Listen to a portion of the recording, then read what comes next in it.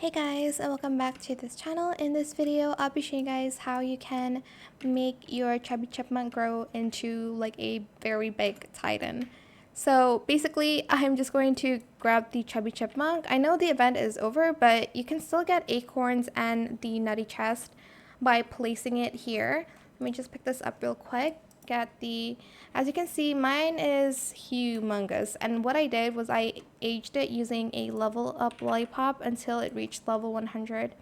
And I also added the giant bean shard. I don't have it here, but I added the giant bean shard. You can also mutate it, and hopefully you get the giant mutation, but it's very random, so I'd rather just color it green, even though it looks horrible. But here's the Chubby Chipmunk.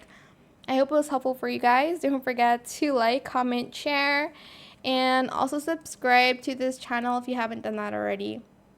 If you have any more questions about this video, just leave it in the comment section down below. I will try my best to answer them all for you guys.